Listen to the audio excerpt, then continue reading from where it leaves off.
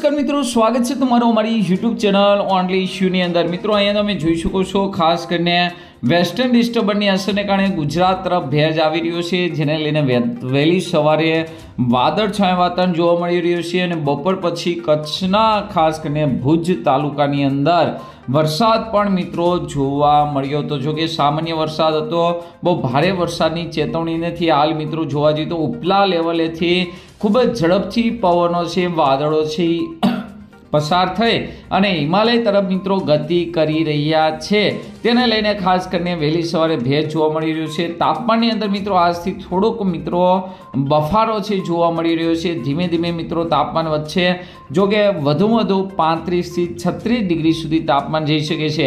આજના વિડીયોમાં ખાસ કરીને આપણે વાત કરવાના છીએ કે આગામી 15 દિવસ વરસાદને લઈને આગાહી કરવામાં આવી છે, તો કઈ કઈ તારીખે કયા કયા જિલ્લામાં કેટલો વરસાદ પડશે, ખાસ કરીને એને લઈને જ આજના વિડીયોમાં વાત કરવાના છીએ। તો આ વિડીયોને અંત સુધી જોજો, તેમજ મારી યુટ્યુબ ચેનલ ઓનલી ઇશ્યુ પર આપ નવા હોવ તો ચેનલને સબસ્ક્રાઈબ કરી દેજો, તેમજ મિત્રો આ વિડીયોને લાઈક કરી દેજો। તો ટૂંકમાં અને ફટાફટ માહિતી આપી દઉં તો મિત્રો આપણે જે અગાઉ વિડીયોની અંદર જોયું કે ખાસ કરીને અરબ કન્ટ્રીમાંથી વેસ્ટર્ન ડિસ્ટર્બન્સ આવી રહ્યા છે અને તેની હિસાબે ગુજરાતની અંદર ભેજ જોવા મળી રહ્યો છે। જો કે આ લાંબો સમય સુધી નહીં ચાલે અને તેની હિસાબે વાતાવરણની અંદર ખાસ કરીને ઝડપથી સુધારો પણ જોવા મળશે। જો કે આ મહિનાના અંત સુધી કોઈ પણ ફેરફાર જોવા મળે તેવી શક્યતા દેખાતી નથી। અહીંયા તમે જોઈ શકો છો કે ખાસ કરીને ગુજરાતની અંદર ખૂબ જ મોટી માત્રાની અંદર ભેજ આવી પહોંચ્યો છે અને આ ભેજને કારણે જોવા જઈએ તો ગુજરાતના કેટલાક વિસ્તારમાં વરસાદ પણ પડી શકે છે।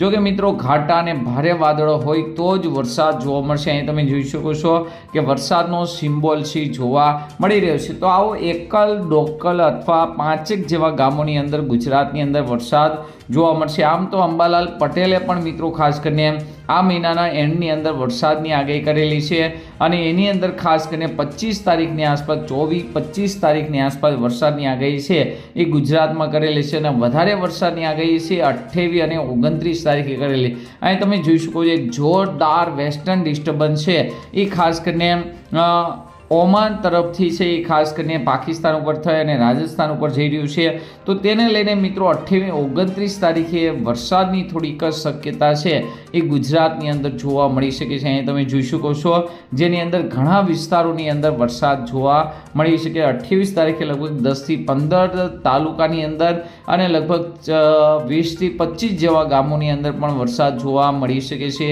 29 તારીખે પણ વરસાદને લઈને આગાહી છે। અહીં તમે સ્પષ્ટ જોઈ શકો છો કે વીજળીના કડાકા અને ભડાકા સાથે વરસાદ છે જોવા મળવાનો છે, એટલે કે ત્યાં સુધી પરિસ્થિતિ થોડીક મિત્રો એટલે કે આ મહિનાના એન્ડની અંદર વરસાદની શક્યતા છે બતાવવામાં આવી રહી છે। તો ફરી એક વખત ખેડૂત મિત્રો વરસાદ માટે તૈયાર થઈ જાઓ। આ મહિનાના એન્ડની અંદર મિત્રો હળવોથી લઈને મધ્યમ વરસાદ છે એ જોવા મળી શકે છે, કારણ કે બંગાળની ખાડી તરફથી નહીં થોડો ઘણો ભેજ હવે સપોર્ટરમાં આવી રહ્યો છે, અરબી સમુદ્રમાં પણ આવી રહ્યો અને વેસ્ટર્ન એક સાથે 3 સિસ્ટમો એક્ટિવ થઈ જવાને કારણે વરસાદ જોવા મળી રહ્યો છે।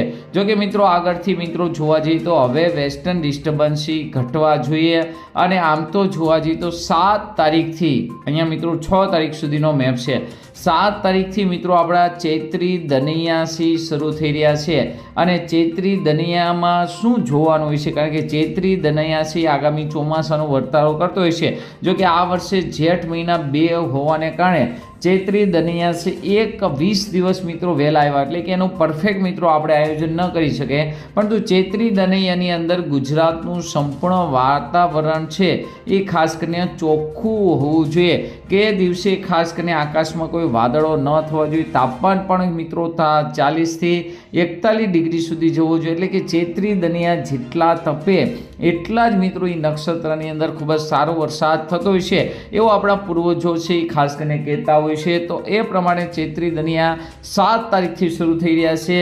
ચૈત્રી વદ પાસમથી લઈને 13 સુધી ચૈત્રી દનૈયા હોય છે, જેની અંદર મિત્રો તડકો ખૂબ જ હોવો જોઈએ, આકાશ એકદમ ચોખ્ખું હોવું જોઈએ, વાદળ કે વરસાદ હોવો જોઈએ નહીં। તો ત્યાં સુધી મિત્રો ખાસ કરીને અંબાલાલ પટેલે એવી પણ આગાહી કરી છે કે ધીમે ધીમે હવે પરિસ્થિતિ સુધરશે અને ખાસ કરીને તાપમાનની અંદર પણ વધારો થશે. આ બાજુ હવે ધીમે ધીમે બંગાળની ખાડી મિત્રો એક્ટિવ થવાની શરૂ કરી દે છે અને બંગાળની ખાડી એક્ટિવ થશે તો ખાસ કરીને તેનો ભેજ છે ધીમે ધીમે છે આવી રીતે છે આગળ વધતો જશે. જોકે વેસ્ટર્ન ડિસ્ટર્બન્સની અસરને કારણે ગુજરાત સુધી નહીં પણ તું નાના છબકલા છે બંગાળની ખાડીની અંદર હવે શરૂ થવાના શરૂઆત થઈ જશે.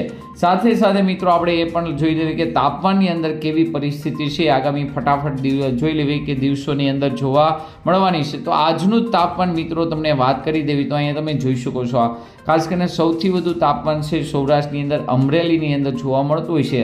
તો તેની આપણે સાથે વાત કરતા જઈએ તો અહીંયા તમે જોઈ શકો વહેલી સવારે તાપમાન છે ખાસ કરીને 23 ડિગ્રીની આસપાસ 21 ડિગ્રીની આસપાસ એટલે કે વહેલી સવારે થોડીક ઠંડીનો ચમકારો છે જોવા મળશે. બપોરનું તાપમાન છે અમરેલીની અંદર 37 જ્યારે સુરત જેવા વડોદરા જેવાની અંદર 36 ડિગ્રી એટલે કે હવે છે તાપમાનની અંદર વધારો થશે જેને લઈને મિત્રો ખાસ કરીને બફારાનો સમય જોવા મળી શકે છે. અમરેલીમાં 37 આ સિવાય 36 ડિગ્રી તાપમાન ધીમે ધીમે 25 તારીખ સુધીની અંદર તાપમાન છે ફરી 38 ડિગ્રી અને ખાસ કરીને 39 અને કેટલીક જગ્યાએ 40 ડિગ્રી સુધી પણ જઈ શકે છે. અહીંયા તમે જોઈ શકો છો ખાસ કરીને ગુરુવારે 26 તારીખે 38 39 ડિગ્રી સુધી તાપમાન અમરેલીમાં 38 વડોદરામાં 38 અમદાવાદમાં 37 તાપમાન છે જોવા મળી રહ્યું છે. પરંતુ જેવી મિત્રો વરસાદની આગાહી છે એ 28 તારીખથી જોવા મળશે તેની અંદર મિત્રો પવનો સીધા થશે અને તાપમાન ફરી પાછું 32 ડિગ્રીની આસપાસ જતું રહેશે. તો અહીંયા તમે જોઈ શકો છો ખાસ કરીને 28 તારીખથી તાપમાનનો ઘટાડો આવશે. 28 તારીખથી શરૂ કરી અને 30 તારીખે તો તમે જોઈ શકો 25 ડિગ્રી જ માત્ર બતાવી રહ્યા છે કારણ કે ત્યારે વરસાદને લઈને પણ આગાહી છે.